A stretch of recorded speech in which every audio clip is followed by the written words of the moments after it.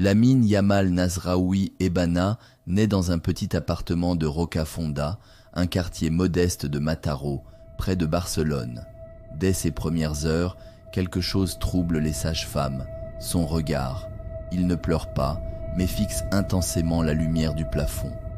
Sa mère, Mounira, croit au mauvais œil. Elle entoure son cou d'un ruban rouge dès la première nuit. Son enfance est marquée par des maladies étranges, des états fébriles qui surviennent sans raison, suivis d'épisodes de lucidité surnaturelle. À 5 ans, il prédit la mort de son arrière-grand-mère 2 jours avant qu'elle ne tombe dans un coma inexplicable. À l'école, il dessine des symboles qu'aucun enseignant ne reconnaît. Il dit qu'un ami invisible les lui montre la nuit. Mais ce qui inquiète le plus ses parents, c'est sa double personnalité, calme et joyeux un jour, froid et distant le lendemain. Une nuit, alors qu'il a 6 ans, il entre dans la chambre de ses parents, le regard fixe et murmure « Je me souviens de mon autre vie ».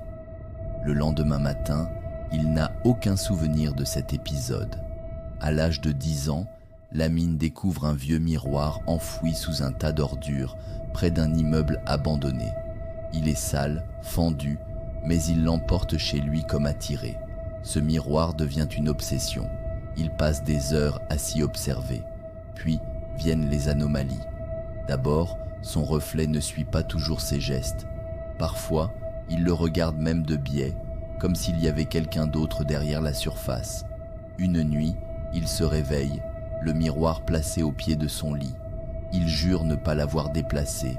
C'est là qu'il entend pour la première fois une voix dans sa tête, venue du reflet. « Tu es l'élu, le dernier, celui qui doit décider. » Les jours suivants, son comportement change. Il devient plus mature, plus distant. Il parle parfois tout seul. Sa mère commence à prier tous les soirs. Son père consulte un imam qui lui dit « Cet enfant porte un fardeau qu'aucun homme ne devrait porter. » Lors de l'enterrement de son grand-père maternel, Lamine hérite d'un petit coffret en bois noir. À l'intérieur, un livre à la couverture rouge sombre, orné d'un symbole, une main qui tient un œil sanglant. Le codex. Il ne contient que 7 pages, toutes apparemment vierges.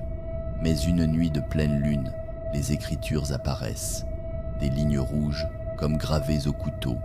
Elles racontent l'histoire d'un groupe ancien, le cercle des noms brisés. 9 enfants à chaque génération.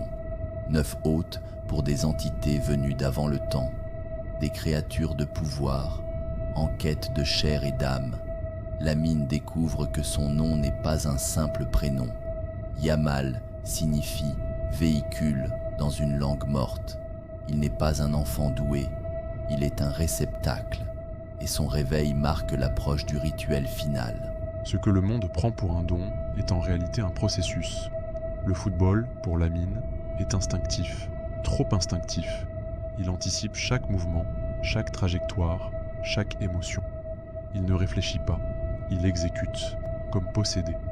À chaque but, il ressent une douleur sourde dans sa poitrine, un poids, comme si quelque chose en lui se nourrissait de ses exploits. Un soir, après un match, il vomit un liquide noir.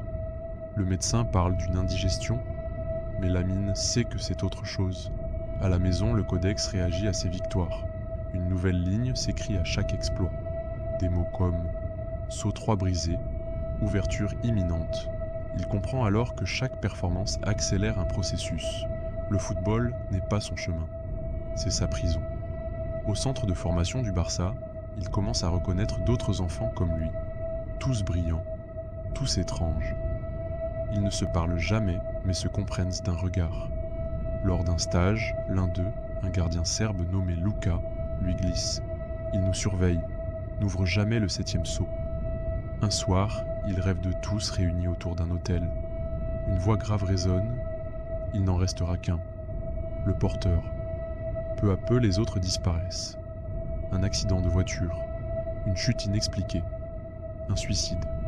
Lamine reste seul, le dernier réveillé, le 9e, le reflet devient de plus en plus indépendant.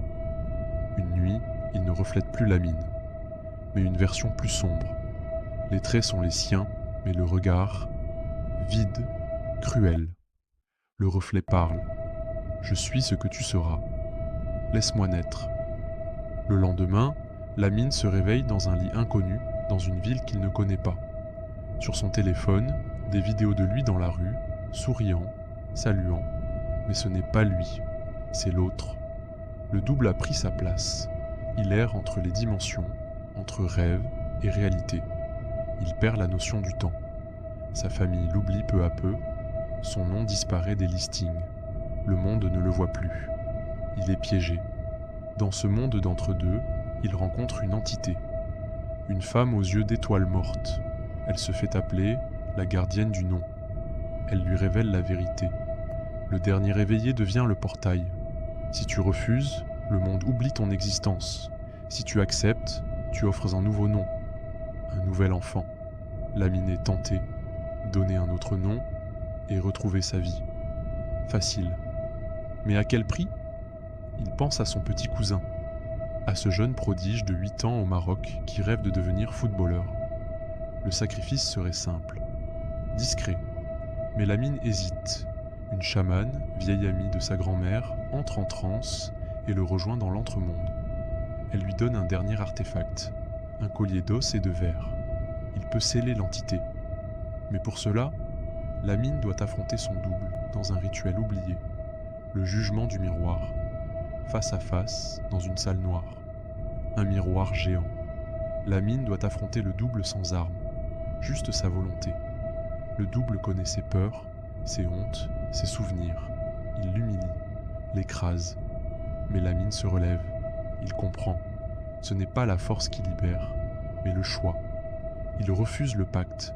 Il brise le miroir avec le collier en criant le mot « Santel ». Le monde vibre. Le miroir explose. Le double hurle. Lamine se réveille dans une ruelle. Sale. Seul. Il a 17 ans. Plus personne ne le reconnaît. Le monde l'a oublié. Son nom n'apparaît plus nulle part. Mais il vit. Il est libre. Parfois, il croise un miroir, et son reflet sourit seul. Mais il ne le craint plus. Épilogue. Et toi ? Et si certains prodiges n'étaient pas bénis, mais piégés ? Si tu lis ceci, ce n'est pas un hasard.